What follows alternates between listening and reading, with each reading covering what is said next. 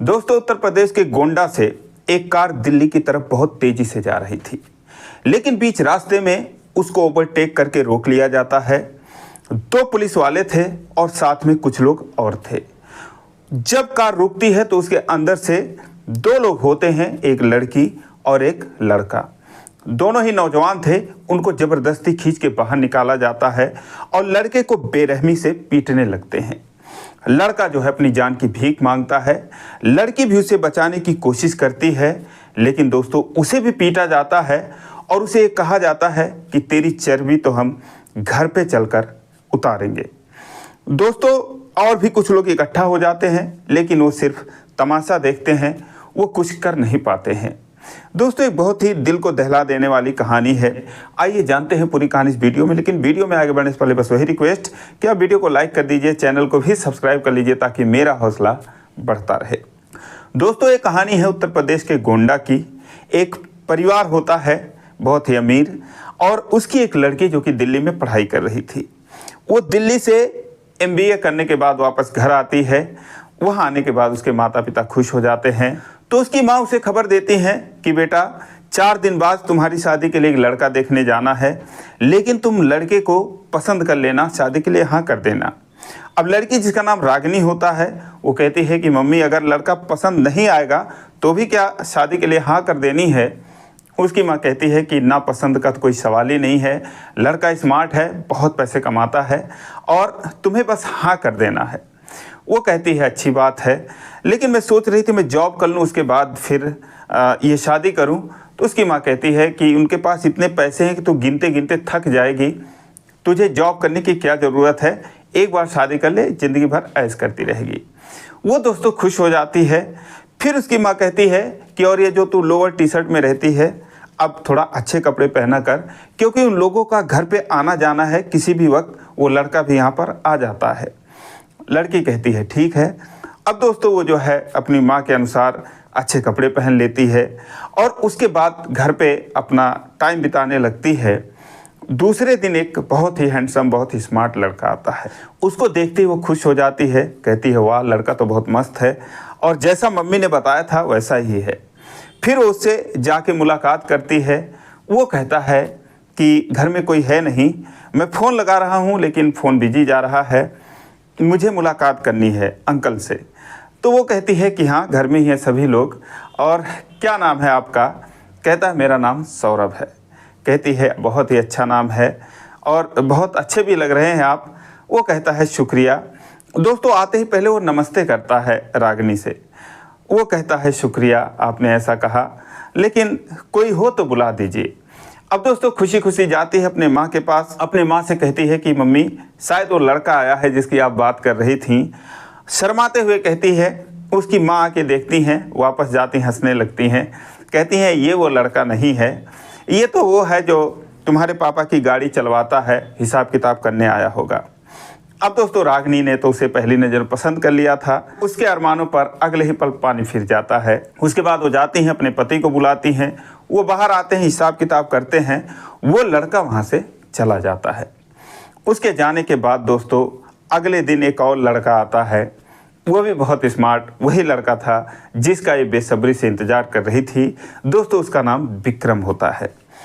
वो आता है तो आके पहले कहता है हाय हेलो। वो भी कहती है हाय हेलो। उसके बाद वो कहता है कि मेरा नाम विक्रम है और शायद आपको बताया गया होगा। रागिनी ने कहा कि नहीं, कुछ खास नहीं बताया गया है। फिर उसके बाद उसकी मम्मी आती हैं। वो कहती हैं अरे बेटा आ गए, और रागिनी से कहती हैं कि यही वो विक्रम है जिसकी मैं तुमसे बात कर रही थी।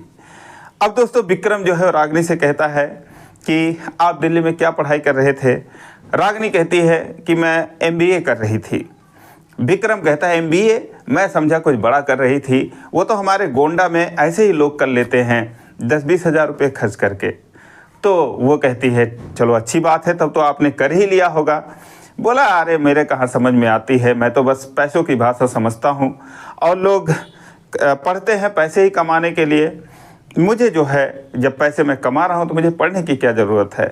कहती है बड़ी अच्छी बात है भाई, आपकी सोच भी बड़ी अच्छी है। फिर वो कहता है कि शहर में तो लड़कियां ज़्यादातर पढ़ाई करने तो जाती नहीं है, कुछ और करने जाती हैं। रागिनी बोलती है क्या करने जाती हैं। विक्रम कहता है चलो छोड़ो वो सब, लेकिन कोई बात नहीं, सारी एक जैसी नहीं होती हैं। तुम जो है मेहनत से पढ़ाई कर रही होगी, मुझे उम्मीद है।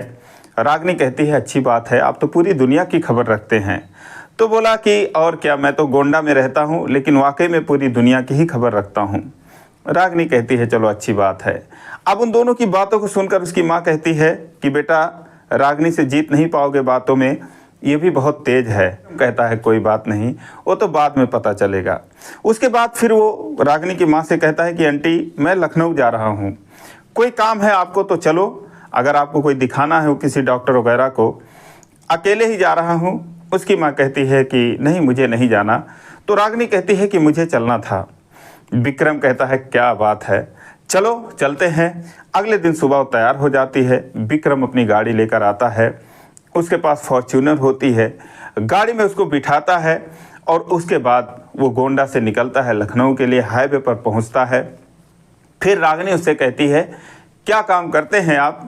विक्रम कहता है अच्छा तो मेरा इनकम जानना चाहती हैं आप, तो बस इतना समझ लो कि अगर मैं चाहूँ तो 1 घंटे के अंदर 10-20 लाख 50 लाख यहीं पर मंगा सकता हूँ। बोली बड़ी अच्छी बात है। फिर विक्रम कहता है और सिर्फ पैसों की ही बात नहीं है, अपना पूरे इलाके में दबदबा है, जिसको भी चाहूँ वहीं के वहीं उसको उठवा सकता हूँ। रागिनी ने बोली कि अच्छा ये सब भी करते हैं आप। विक्रम ने कहा भाई करना पड़ता है, ठेकेदारी ऐसे ही नहीं चलता है, ठेकेदारी में सब कुछ करना पड़ता है। फिर वो कहती है अच्छा तब तो आप लोग पापा को भी ये सब सिखा दिए होंगे। फिर विक्रम कहता है कि अरे अंकल इतना कहाँ सोचते हैं, वो तो बस कहते हैं मुझे महीने में 1-2 लाख ही मिल जाए वही मेरे लिए बहुत है। अब 15-20 गाड़ी ले रखे हैं और वही जो है वो जो सौरभ है उसी को दिए रहते हैं, ठेके पे चलवाता है, कुछ वो कमाता है कुछ ये कमाते हैं, उसी में ही उन्हें संतोष रहता है। रागिनी कहती है चलो कोई बात नहीं, कुछ तो कमाते हैं। बोला हाँ कमवा देते हैं हम लोग की इतनी जान पहचान है, कहीं उनकी गाड़ी फंसती है पकड़ी जाती है, इंश्योरेंस का कोई मसला होता है, एक्सीडेंट होता है, तो चुटकियों में हम ही निपटाते हैं अंकल का सारा काम। कहती है चलो अच्छी बात है। दोस्तों उसके बाद 2 घंटे का रास्ता था गोंडा से लखनऊ, कुछ दूर और गई। उसने बोला कि कुछ खा लेते हैं। तो बोला कि अरे तुम्हें खिलाने ही पिलाने तो ले चल रहा हूँ, ऐसी जगह लेके चलूँगा तुम्हारे होश उड़ जाएंगे, ऐसी ऐसी चीज़ खिलाऊँगा तुमने कभी देखा नहीं होगा ज़िंदगी में। रागिनी बोली हाँ भाई हम तो दिल्ली में रहते थे, कहीं समोसा खा लिए कभी छोले भटूरे खा लिए। विक्रम कहता है समोसा छोले भटूरे ये तो हमारे घर के कुत्ते भी ना खाएं। तो रागिनी ने कहा कि हाँ वाकई में कुत्ते ये सब नहीं खाते हैं। अब दोस्तों वो भी उसके टोन पर टोन कसते हुए जा रही थी। उसके बाद दोस्तों लखनऊ आ जाता है और एक अच्छे से होटल में लेके जाता है, रागिनी को कमरा बुक करता है।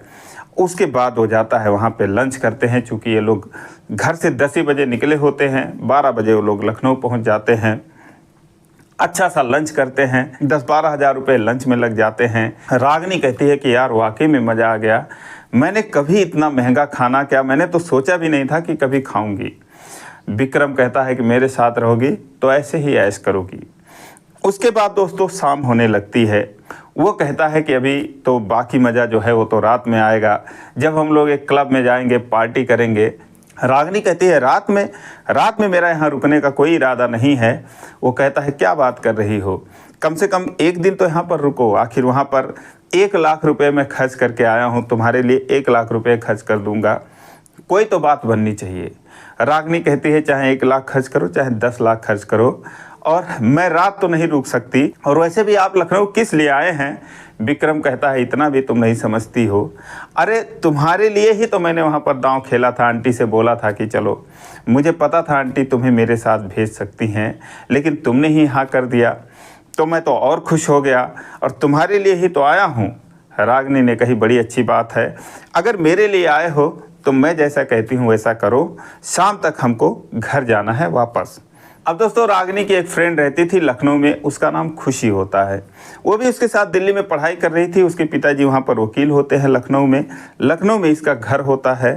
तो उसने विक्रम से कहा कि मैंने भी अपने खुशी से फ़ोन किया है, लखनऊ में ही रहती है, उससे मुलाकात करना है, और अगर आपको रात यहाँ पर रुकनी है तो मैं उसके साथ जाके रुक जाऊंगी उसके घर पे, और सुबह फिर हम लोग चलेंगे। विक्रम दोस्तों भड़क जाता है, बोलता है कि मुझे तुम सिखा रही हो, मुझे क्या करना है क्या नहीं करना है, अब मैं तुम्हारे हिसाब से चलूँगा। रागिनी कहती है मेरा ये कहने का मतलब नहीं है, मेरा बस एक ही बात कहने का मतलब है कि मैं आपके साथ रात नहीं रुक सकती। दोस्तों वो अपने फ्रेंड को फ़ोन कर देती है खुशी, वो वहाँ पर आ जाती है। वहाँ पर आने के बाद दोस्तों विक्रम का मूड ख़राब हो जाता है। अब दोस्तों विक्रम कहता है कि तुम मुझे ऐरा गैरा समझ रही हो, अगर मैं एक फ़ोन कर दूँ तो यहाँ पर 10 फ्रेंड मेरे आ जाएंगे और अगर मैं चाहूँ तो 2-4 लड़कियाँ चुटकियों में बुलवा सकता हूँ। अब दोस्तों रागिनी बोलती है अच्छी बात है, आप बुलवा लीजिए और मैं जो है चली अपने फ्रेंड के घर। दोस्तों वहाँ चली जाती है और विक्रम जो है वहीं पे रह जाता है। अब दोस्तों रात को 12 बजे वीडियो कॉल लगा देता है। रागिनी खुशी के साथ सोई रहती है। वीडियो कॉल लगाता है तो वो दारू शराब वगैरह पी रहा था। उसके कई सारे दोस्त थे वहाँ पर, किसी क्लब में वो बैठा हुआ था, बहुत सारी वहाँ पे लड़कियाँ भी होती हैं। और वो कहता है कि मैं चाहता था ये पार्टी तुम्हारे साथ करूं, बस तुम्हारी ही कमी है यहाँ पर, लेकिन तुम तो यार बहुत ही चालाक हो, बहुत ही चतुर हो। रागिनी कहती है कि इसमें चालाक चतुर की कोई बात नहीं है, तुम्हारी जगह वहीं पर है और मेरी जगह जहाँ पर होनी चाहिए मैं वहाँ पर हूँ, अपने फ्रेंड के साथ मैं सो रही हूँ। विक्रम कहता है कि सच बताऊँ तो तुमने तो मेरा दिल ही तोड़ दिया। रागिनी कहती है कोई बात नहीं, कभी कभी टूटे दिल से भी काम चलाना चाहिए। अब आप फ़ोन रख दीजिए, मैं सोने जा रही हूँ, सुबह मुलाकात होगी। अब दोस्तों फिर दोनों सो जाते हैं। अब विक्रम वहाँ से पता नहीं कब आया, क्या किया, वो तो वही जाने। सुबह जब कॉल लगाने लगी रागिनी उसको, 1 बजे तक फ़ोन ही नहीं उठाया। 2 बजे कॉल बैक किया तो बोला मैं सो रहा था 2 बजे तक, क्या करूँ पूरी रात जगा हुआ था। रागिनी बोली घर नहीं चलना है। बोला कहाँ घर चलना है, और आज तो कम से कम तुम मेरे साथ रुक जाओ। रागिनी कहती है क्यों जिद पकड़े हुए हो, ये कौन सा तरीका है। तो बोलता है एक दूसरे को जानने समझने का मौका तो मिलना ही चाहिए। तो रागिनी कहती है रात रुकेंगे तभी समझ पाएंगे। विक्रम कहता है कि तब ज़्यादा समझ पाएंगे। रागिनी बोलती है कि मैंने बोल दिया कि नहीं रुक पाऊंगी, तो जाहिर सी बात है मैं नहीं रुक पाऊंगी। दोस्तों उसके बाद वो कहता है ठीक है, अगर तुम्हारी वहाँ पर लड़की कोई फ्रेंड है तो लड़के भी तुम्हारे दोस्त होंगे, उनके साथ तुम आ जाना, अब मैं जा रहा हूँ घर। दोस्तों वहाँ से वो कहता है फ़ोन काट देता है, कहता मैं घर जा रहा हूँ, तुम्हें आना होगा तो आ जाना। अब रागिनी की जो फ्रेंड होती है खुशी कहती है यार ये कौन है और कैसे तुम्हारे मम्मी पापा इसको पसंद किए हैं शादी करने के लिए। तो रागिनी कहती है पसंद भी किए हैं और मना भी नहीं करना है, बता मैं कैसे इससे शादी करूँगी। वो कहती है किसी भी कीमत पे मत कर। तो रागिनी कहती है यही बात तू चल के मेरे माँ बाप से बोल देती, बहुत अच्छा होता। कहती कोई बात नहीं, लेकिन वो तो चला गया, कैसे चलेंगे।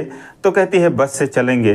वो अपनी माँ को फ़ोन करती है कि मम्मी ऐसी सी बात है, वो तो हमको छोड़कर यहाँ पर चले गए। उसकी माँ कहती है क्या हुआ कैसे हुआ, फिर वो सारी बात बताती है। कहती है कोई बात नहीं, मैं सौरभ को फ़ोन करती हूँ, शायद वो भी लखनऊ ही गया हुआ है, वो तुमको लेकर चला आएगा। फिर वो कहती है मम्मी खुशी को भी मैं साथ में लेकर आऊँगी।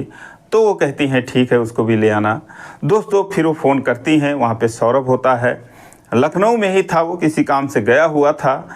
वो जो है जाके रागिनी से मुलाकात करता है, रागिनी को देखते ही नमस्ते करता है और कहता है कि आप लोग लखनऊ में और मुस्कुरा नहीं रहे हैं, लखनऊ में हैं तो मुस्कुराइए। रागिनी कहती है मुस्कुराने वाली कोई बात नहीं है और चलिए अब घर चलते हैं। अब दोस्तों स्कॉर्पियो गाड़ी लेकर गया हुआ था, ये दोनों गाड़ी में बैठती हैं और उसके बाद बातचीत का सिलसिला शुरू होता है। रागिनी कहती है आप क्या काम करते हैं। बोला यही गाड़ी चलवाते हैं। तो उसने बोला पापा का चलवाते हैं। बोला नहीं मेरे पास भी गाड़ियां हैं, 4 गाड़ी मेरी है और 20 गाड़ियां जो हैं वो अंकल की हैं। फिर बोली फिर कितना इनकम हो जाता है। बोला दाल रोटी भर का निकल जाता है, 10-20 हज़ार रुपये महीने में कमा लेते हैं और आप लोगों की दया से बहुत है इतना। रागिनी कहती है चलो अच्छी बात है, संतोषम परम सुखम, अगर आपको संतोष है तो बहुत बड़ी बात है। सौरभ कहता है कि संतोष ही संतोष है मैडम, क्या कर सकता है आदमी, लेकर तो कुछ जाना नहीं है और ज़रूरत भर की हो यही बहुत है। दोस्तों रागिनी को उसकी बातें बहुत पसंद आईं। उसके बाद फिर रास्ते में गए। अब वो लोग जो है कहते हैं कि कहीं कुछ खा लेना चाहिए। तो सौरभ कहता है हाँ ठीक है, चलो कहीं खाते हैं कुछ। दोस्तों एक ढाबे पर रोकता है, मशहूर ढाबा होता है, उसको सारा चीज़ पता होता है। और वहाँ पर मेनू जब देखता है तो कहता है देखिए आप लोग क्या खाएंगी। तो रागनी कहती है कि आप क्या खाते हैं। तो बोला मैं तो कुछ भी खा लेता हूँ, लेकिन आप लोग क्या खाएंगे ये मायने रखता है। उनको जो पसंद था उन्होंने ऑर्डर किया, फिर वो मंगाते हैं और फिर खाते हैं, और उसके बाद फिर गाड़ी में बैठते हैं और घर के तरफ चल देते हैं। अब जो खुशी थी वो रागनी से कहती है कि रागनी अगर मैं तेरे जगह पर होती तो मैं इससे शादी कर लेती, इस ड्राइवर से, लेकिन मैं उससे तो कभी नहीं शादी करती। रागनी कहती है वाकई में लड़का बहुत अच्छा है। दोस्तों उसके बाद जब घर पर जाते हैं तो घर पे सारी बातें होती हैं। अब दोस्तों वो लोग उसे ही डांटने लगते हैं। रागनी कहती है क्या बात कर रही हो मम्मी, आप कैसी बातें कर रही हो। उसका आचरण मैं रास्ते से ही देख रही थी, दबंग टाइप का आदमी है, गुंडा टाइप का आदमी है, मैं उसके साथ कैसे ठहर सकती थी वहाँ पर, और ऐसे क्यों आप लोग परेशान कर रहे हो। अगर उसके पास दौलत है तो क्या मैं भी तो अनपढ़ गंवार हूँ नहीं, मैं भी तो अपना पेट पाल सकती हूँ और कहीं भी मैं 25-30 हज़ार की नौकरी कर सकती हूँ, उतना बहुत है मेरे लिए, मैं उससे शादी नहीं कर सकती। लेकिन वो लोग जिद पर अड़ जाते हैं, कहते हैं शादी नहीं करेगी तो हम अपनी जान दे देंगे, घर छोड़ देंगे। उसे प्रताड़ित करते हैं, उस पर दबाव डालते हैं। उधर जो विक्रम होता है दोस्तों, उसका गुस्सा 7वें आसमान पर था। वो अपने पिताजी से कहता है कि मैं शादी करूंगा तो उसी से करूंगा, उसका घमंड मुझे तोड़ना है। अब दोस्तों जब दोनों तरफ से दबाव काफ़ी बन जाता है शादी के लिए, रागनी सोचती है कि अब बचने का कोई तरीका नहीं है। एक दिन दोस्तों वो सौरभ से सोचती है कि इसे अपने जाल में फंसाना चाहिए। वो सौरभ से कहती है कि सौरभ आप बहुत अच्छे हो, और मेरी माँ कह रही थी क्योंकि मेरी शादी विक्रम से होने वाली है तो मेरे मम्मी पापा का सपोर्ट है, वो कह रहे थे कि मैं तुमसे शादी करूं, मैं तुमसे प्यार करती हूं, क्या तुम मुझे पसंद करते हो या नहीं करते हो। सौरभ कहता है कि आप एक ऐसी बात कर रही हैं, कहाँ मैं कहाँ आप। लेकिन रागनी कहती है कि अगर आप शादी नहीं करोगे तो मैं अपनी जान दे दूंगी। अब दोस्तों सौरभ जो है परेशान हो जाता है, कहता है कि आप जैसी लड़की से तो हर किसी का सपना होगा शादी करने के लिए, लेकिन ये बात मुझे हजम नहीं हो रही है, जो आप कह रही हो मुझे समझ में नहीं आ रहा है। वो कहती है जिस दिन मैं जान दे दूंगी आपके समझ में आ जाएगा। अब दोस्तों वो कहता है ठीक है, लेकिन मैं क्या करूं, जो भी करना है आपको ही करना होगा, भाई मेरा इसमें दोष मत देना बाद में। रागनी कहती है कि आपको कोई कुछ नहीं कहेगा। दोस्तों जो खुशी होती है उसके पिताजी वकील होते हैं, ये दोनों जाकर कोर्ट मैरिज कर लेते हैं और उसके बाद दोनों अपने अपने घर आ जाते हैं। इधर किसी को नहीं बताते शादी की तैयारियां चल रही थीं, और शादी की तैयारियां चलते चलते जब डेट नज़दीक आ जाता है, एक दिन वो एक लेटर लिखती है कि मम्मी पापा मुझे माफ़ करना, मैं जो है सौरभ के साथ जा रही हूँ अपनी आगे की ज़िंदगी बिताने के लिए, क्योंकि मुझे पता है वो लड़का ठीक नहीं है। दोस्तों ये रखने के बाद वो दोनों घर से भाग जाते हैं, और जैसे ही ये लेटर मिलता है उसके पिताजी बौखला जाते हैं। वो विक्रम के पिताजी को फ़ोन करते हैं और कहते हैं कि भाई साहब ऐसी ऐसी बात है, एक लड़का जो है मेरी लड़की को बरगला के लेके भागा है। दोस्तों उनकी पहुंच थी, थाने में पुलिस में फ़ोन करते हैं और कार का नंबर जो है वो उन लोगों को देते हैं। और दोस्तों जैसे ही वो लोग आगरा पहुंचे थे, रात के 11-12 बजे जाकर उनको पुलिस वाले घेर लेते हैं, गाड़ी रुकवाते हैं, गाड़ी में से दोनों को खींच के निकाला जाता है और सौरभ को बेरहमी से पीटा जाता है। उसके बाद सौरभ को पुलिस ले आती है और जो रागनी थी उसको ये लोग लेकर चले आते हैं। फिर जो विक्रम था वो रागनी को अपने साथ अपने घर लेकर जाने लगता है। तो रागनी के पिताजी कहते हैं, दोस्तों उनका नाम जसवंत होता है, वो कहते हैं कि रागनी को मैं ले जाऊंगा अपने घर। लेकिन विक्रम कहता है और उसके पिताजी कहते हैं कि आपने अपनी बेटी को जितना संभालना था संभाल लिया, अब ये हमारे ही घर जाएगी, वहीं पर इससे विक्रम की इसकी शादी होगी। अब उसके पिताजी को ये बात बड़ी अटपटी लगती है, कहती भाई साहब क्या बात कर रहे हैं, मैं इसको समझाऊंगा, मेरी जिम्मेदारी है, मेरी बेटी है और मैं यकीन दिलाता हूँ कि ये मान जाएगी, आप लोग इसको अपने साथ क्यों लेकर जा रहे हैं इस तरह से। तो विक्रम और उसके पिताजी कहते हैं कि अब आप रहने दीजिए, आपको जो करना था कर लिए, मैं इसको लेकर अपने साथ जाऊंगा और फिर इसको बताता हूं कि हम लोग चीज़ क्या हैं। अब दोस्तों घबरा जाते हैं, उनका तो उनके आगे कुछ चलता नहीं है। देखते हैं कि इन लोगों के सर पे खून सवार है। वो वहाँ से चुपचाप यहाँ चले आते हैं अपने घर पे, अपनी पत्नी से सारी बात बताते हैं। उनकी पत्नी जो है रोने लगती है। उसके बाद वो लोग खुशी से बात करते हैं। खुशी कहती है कि क्या बात कर रहे हैं आप लोग, ऐसे कैसे पकड़वा दिए, और उन लोगों ने कोर्ट मैरिज कर रखा है, अब उससे वो लोग शादी नहीं कर सकते। जब रागिनी के पिताजी सुनते हैं तो कहते हैं क्या बात कर रही हो, तो बोली हाँ मेरे ही पिताजी ने करवाया है। उसके बाद वो कहती है कि अपने पिताजी को लेकर आ जाती तो बहुत अच्छा होता। दोस्तों लखनऊ से उसके पिताजी आते हैं। उसके बाद वहाँ पर जाते हैं जहाँ पर उसको बंद करके रखा गया था। 2-3 दिन का ट्रायल चल रहा था। पुलिस वाले उसको छोड़ नहीं रहे थे। वकील साहब जाते हैं, कागज़ दिखाते हैं, कहते हैं आप लोगों ने कैसे पकड़ लिया, 2 पति पत्नी को आप लोगों ने कैसे रास्ते से पकड़ा है। पुलिस वाले भी घबरा जाते हैं, सौरभ को छोड़ देते हैं और वकील साहब कहते हैं कि मैं सब पर कार्रवाई करूंगा। तो वो विक्रम और उसके पिताजी को भी धमकी देते हैं कि इसकी पत्नी को इसके हवाले करो वरना बहुत बुरा होगा। वो लोग जो है जसवंत से बोलते हैं, जो कि रागिनी के पिताजी हैं, कि ये सब क्या ड्रामा चल रहा है।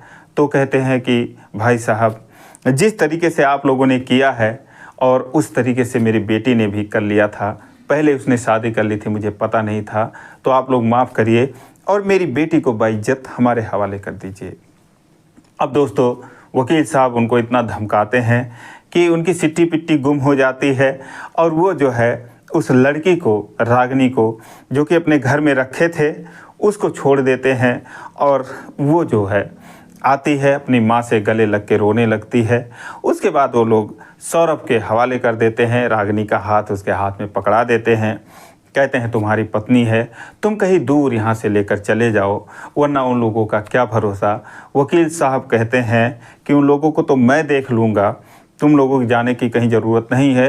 लेकिन रागिनी कहती है नहीं अंकल, मुझे जॉब करना है, मैंने MBA कर रखा है और मैं जा रही हूँ दिल्ली। दोस्तों फिर ये दोनों लोग दिल्ली चले जाते हैं और पिछले 1 साल से रागिनी वहाँ पर जॉब कर रही है, सौरभ भी जॉब करता है और दोनों पति पत्नी के रूप में बहुत ही बेहतरीन जीवन बिता रहे हैं। तो दोस्तों ये रही कहानी, आपको कैसी लगी कमेंट करके ज़रूर बताएं। अच्छी लगी हो तो वीडियो को लाइक नहीं किया तो लाइक कर दीजिए, चैनल को भी सब्सक्राइब कर लीजिए। फिर मिलेंगे अगले वीडियो में, तब तक के लिए जय हिंद।